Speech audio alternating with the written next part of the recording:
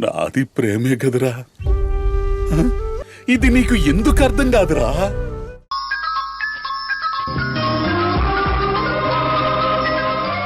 త్వరలోనే ఈ భూమి పూజ కార్యక్రమం ఘనంగా చేద్దాం. అయినా ఈ రోజు నువ్వు చేసిందేమీ తక్కువేం కాదు. ముహూర్తం పెట్టి వాయిదా వేసావంటే ఒక్కొక్కళ్ళ ఆవేశం కట్టలు తెంచుకుని ఉంటుంది. అంతమంది ముందు నువ్వొక్కడే నిలబడి సమాధానం చెప్పి అందర్నీ ఒకే మాట మీదకి తీసుకొచ్చావంటే ఇది నీ మొదటి విజయంరా. మధుకెలాగైనా స్వీట్ తినిపించాలి. ఉండు, నీ నోరు తీపి చేస్తాను.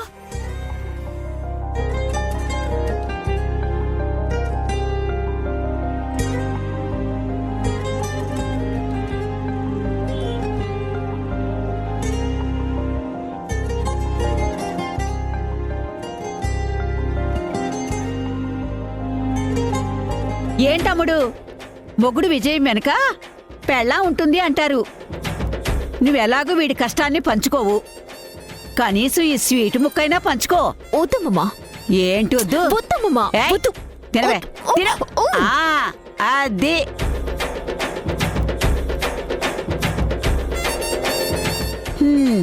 ఒరే తేజ, పాపం మీ ఆవిడ పొద్దుట్నుంచి తిరిగి తిరిగి బాగా అలసిపోయినట్టుందిరా. ఇంక వెళ్ళి పడుకోండి. నువ్వు కూడా రోజంతా కష్టపడ్డావు కదరా. వెళ్ళండి. అలాగే బామ్మ. వెళ్ళు వెళ్ళు. నిన్ను వదిలిపెడతానా మధు? సింధు నిన్న జ్యూస్లో మత్తుమందు కలిపితే ఈ రోజు నేను స్వీట్లో కలిపాను. నీ పొగరు మొత్తం దించే వరకు నేను నిన్ను వదిలిపెట్టనే.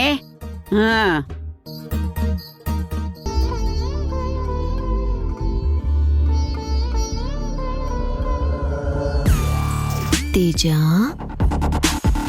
ఏంటి మధు, చాలా రొమాంటిక్గా పిలుస్తున్నావు? ఏమైంది? ఈరోజు నువ్వు బాగా అలసిపోయావు కదా, నీకు నిద్ర వస్తుందా? లేదు, కానీ ఏదో మత్తుగా అనిపిస్తుంది మధు. మత్తు నేను దించుతాను కదా.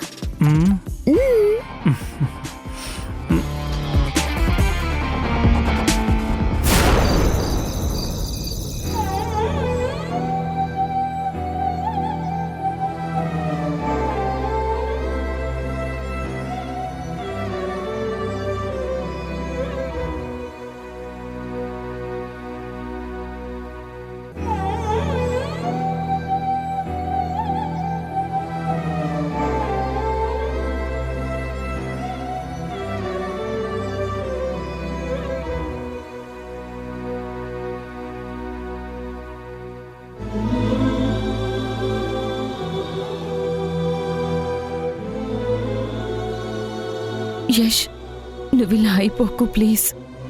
ధైర్యం తెచ్చుకో. దేవుడు రాసిన రాతని మనం మార్చగలమా యష్?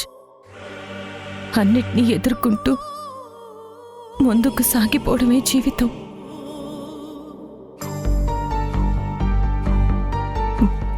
నువ్వే ఇలా కుమిలిపోతుంటే రేపు అత్తయ్యకి నిజం తెలిసినప్పుడు ఆవిడ్ని ఎవరు ఓదారుస్తారు? నాన్న గురించి తలుచుకుంటే గుండె పగిలిపోతుంది సింధు. నాన్నెప్పుడు నాతో ఒక తండ్రిలా కాకుండా ఒక ఫ్రెండ్లా ఉండేవారు. కానీ నేనే కొడుగ్గా నాన్నకేమి చేయలేకపోయాను.